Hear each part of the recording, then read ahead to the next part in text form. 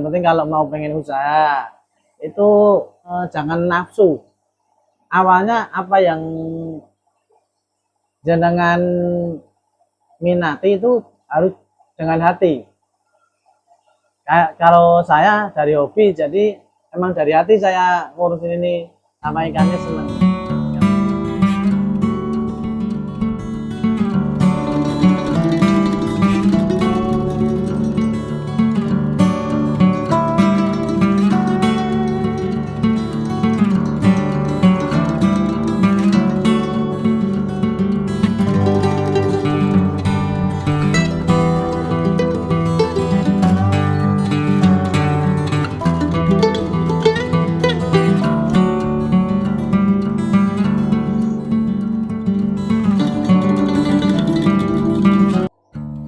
Assalamualaikum warahmatullahi wabarakatuh.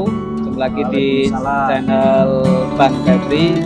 Oke teman-teman, kali ini saya tidak sendiri. Saya bersama Mas Rio. Ya. Apa kabar Mas Rio? Ya alhamdulillah baik, sehat. Alhamdulillah. Nah, Mas Rio ini adalah salah satu pengusaha ikan koi yang berada di salah satu desa mana Mas Keji ya? Keji. Desa Keji, Kecamatan Mugilan, Kabupaten Mugilan, Provinsi Jawa Tengah. Nah, di sini adalah kolam milik Mas Rio. Ya, ini koi-koinya juga sangat bagus sekali ini. Dan tentunya tidak hanya itu, di sini juga Mas Rio mengembangkan usaha beliau ini merambah ke beberapa ikan hias. Dan seperti apa perjalanan beliau dalam memulai usaha ini dan mengembangkan usaha seperti sekarang ini, ya akan simak video ini sampai selesai.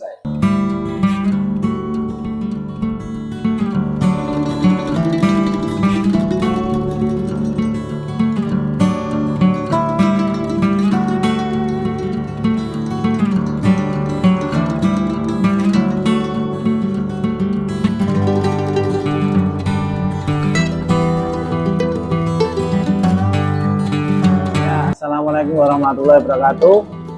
Nama saya Rio, di toko Rio Fish. Usaha ini sudah berjalan sekitar 4 tahun. Kalau awalnya itu saya dari hobi. Kalau hobi dari kecil, dari masih SD itu sering main ikan, terus main akuarium. Sampai saat ini saya terus saja belajar mengembangkan apa yang saya senang gitu ya, dan akhirnya bisa buat saya usaha, biarpun usaha kecil-kecilan.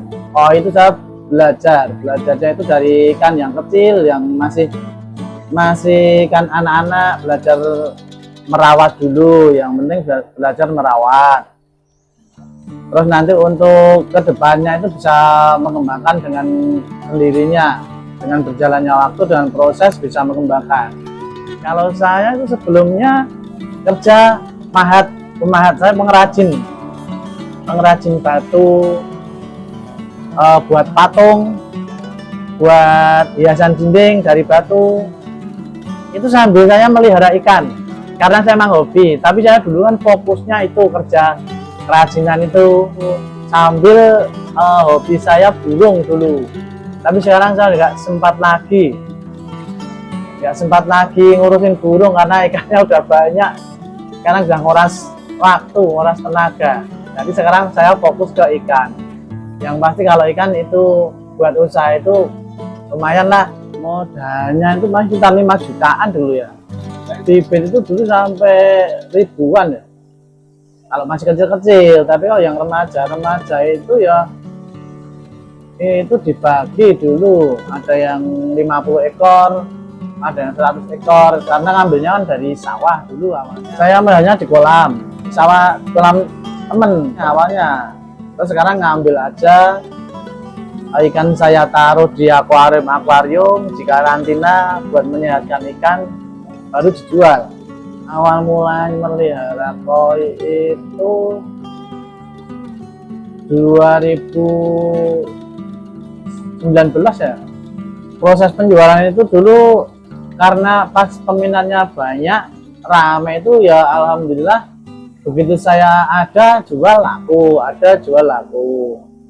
Ya sisanya buat nyetok di rumah, buat pajangan-pajangan di rumah. di kolam-kolam ini. Tapi sebagian yang laku udah banyak, nggak kehitung jumlahnya. Oh, jenis koinya ada kohaku, ada sanke, siro, soa, terus kumon. Nah, yang laku itu sebenarnya lumayan banyak semua sih, soalnya orang beli kan pengennya macam-macam warnanya. Jadi tiap macam warna itu pasti laku. Jadi orang melihara itu pengennya kan nggak cuma 1-2 macam buat lengkap-lengkap di kolamnya. Kalau pengembangbiakan itu ya ada kendalanya, kadang ada pas nelor nggak jadi, pas udah jadi hidupnya susah, belum sampai gede udah pada mati. Tapi itu kan proses, tapi lama-lama itu kan buat belajar juga, lama-lama bisa. Kendala paling besar terjadi itu kalau ikan pada kena jamur. Jamur itu agak susah sih ngerawatnya, apalagi kalau pas musim dingin. Kalau kena jamur itu ikan biasanya nggak aktif, lebih banyak diem nggak mau makan, akhirnya mati kalau nggak segera diobati atau dirawat. Cara menanggulangi kalau ikan yang kena jamur itu, kita lihat yang jelas-jelas kena jamur itu diangkat dipindah ke kolam akuarium atau ke kolam terpal, itu dikarantina, dikasih obat. Ya, obat karantina ada yang buat karantina, buat ngobati juga sampai benar-benar sembuh. Kalau pas kena jamur itu kan biasanya menular. Misal 10 ekor ya kalau nggak segera diatasi bisa mati semua. Nah, biasanya kalau ikan yang kena penyakit atau kena jamur itu kan biasanya ikannya menyendiri, nggak mau ngumpul-ngumpul sama teman-teman yang lain, itu biasanya menyendiri. Terus ikan kurang agresif, diem, ya. Jadi itu mudah nanti diamati, itu mudah. Kalau ikan yang dari kolam filter ini kena jamur itu paling prosesnya seminggu. Kalau satu akuarium itu kalau ukuran 1 meter itu bisa dikasih 5-6 ekor. Kalau ikannya ya ukuran sedang lah 30 cm, ya akuarium 1 enggak. Tapi kalau adanya yang sakit 1 ya cuma dikasih 1 aja, enggak apa-apa, tanpa dikasih makan.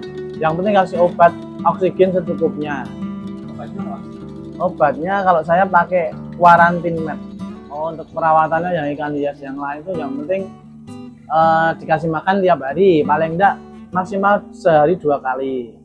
Terus yang penting nanti kalau ada kotoran-kotoran itu dibersihkan, paling enggak sehari sekali kotorannya. Tapi kalau misal nggak ada waktu ya 3 hari enggak apa-apa. Yang penting nanti buat kapas yang buat nyaring itu diambil dibersihkan, paling enggak 3 hari sekali, maksimal ya 5 hari. Itu buat bersihkan untuk menjaga kesehatan ikan, juga airnya biar tetap jernih jadi ikan sehat. Kalau koi saya nggak ada perlakuan khusus, yang penting perawatan seperti biasanya, kasih makan udah, nggak ada yang perlakuan khusus buat koi. Cuman kalau pas ikan baru datang atau baru ngambil dari sawah itu harus dikarantina. Ya seperti ini proses ini lagi dikarantina. Ya ini namanya karasi, ikan koi karasi, jenis karasi.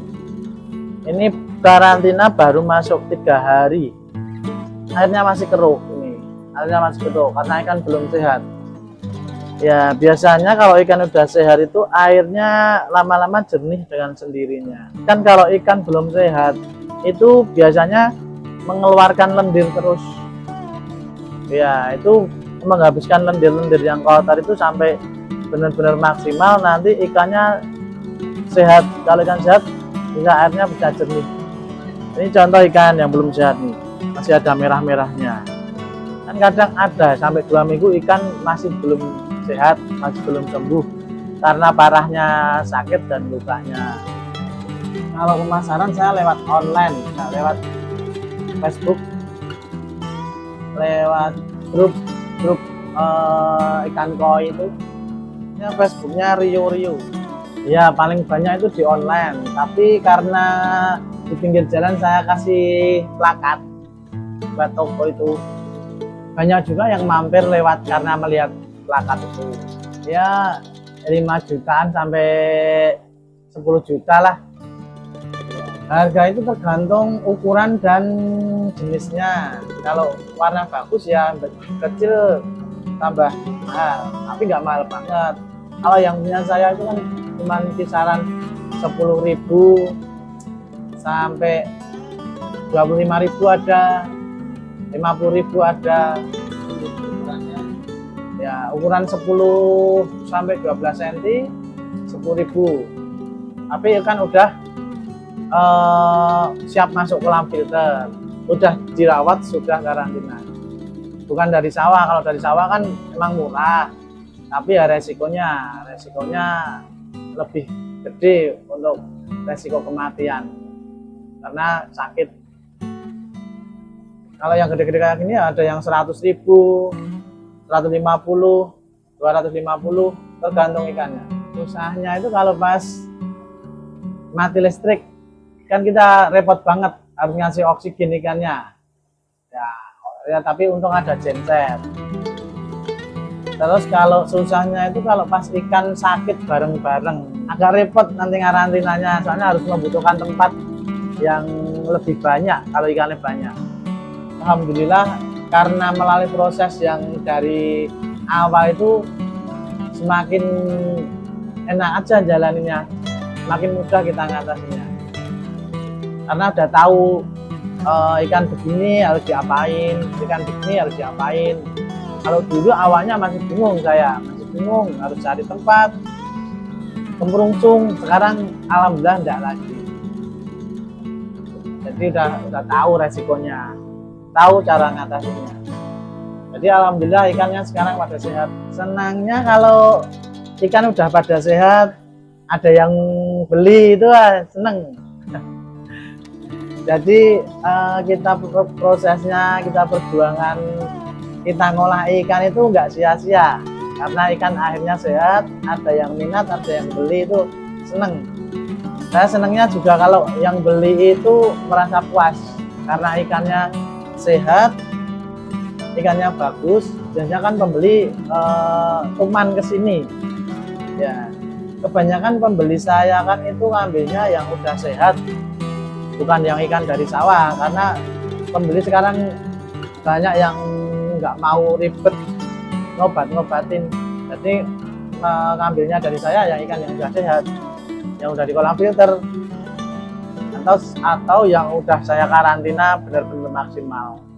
Nek saya ini insting, karena saya nggak pernah belajar dari mana, cuma saya melihat-lihat, terus saya mengembangkan, saya belajarnya itu melalui proses pengalaman yang saya alami dari awal itu saya kembangkan sendiri, autodidak. Pernah merasakan itu, pernah sampai mau udahan gitu main ikannya, karena pas banyak yang mati kena jamur itu tempatnya sampai penuh, saya sampai capek, tapi ya itu termasuk proses perjuangan juga. Tapi alhamdulillah sekarang saya menikmati hasilnya terutama. Jadi sekarang ya pelan-pelan aja, enggak apa-apa, asal jalan, ikan sehat. Ya alhamdulillah peminat masih banyak. Kalau saya membeli ini, yang pasti saya hobi. Pertama hobi, kedua karena banyak peminatnya. Ya, banyak peminatnya. Mulai kalau ikan itu mulai dari anak-anak sampai dewasa sampai orang tua itu semuanya suka ikan. Kalau saya pengennya saya punya tempat yang lebih luas lagi buat mengembangkan ikan saya ini. Terutama punya toko lah yang gede. Itu harapan pengennya. Tapi kan itu juga termasuk proses menunggu hasil. Kalau sekarang ya dinikmati aja yang sudah saya dapatkan ini, karena saya dulunya kan cuman punya satu kolam, sekarang udah nambah. Dulu punya akuarium sedikit, sekarang alhamdulillah udah banyak. Oh, yang penting kalau mau pengen usaha itu jangan jangan nafsu. Awalnya apa yang jenengan minati itu harus dengan hati. Kayak kalau saya dari hobi, jadi emang dari hati saya ngurusin ini sama ikannya, seneng. Yang penting apa yang sudah jenengan awali usaha itu harus dikerjakan, harus ditekuni dengan senang hati. Kalau seneng nanti ngerjaannya nggak berat kok. Kalau dengan hati yang seneng usahanya itu. Yang penting ada modal dikit-dikit nggak apa-apa, yang penting bisa buat jalan. Tapi yang penting kan dari hati, kita harus seneng.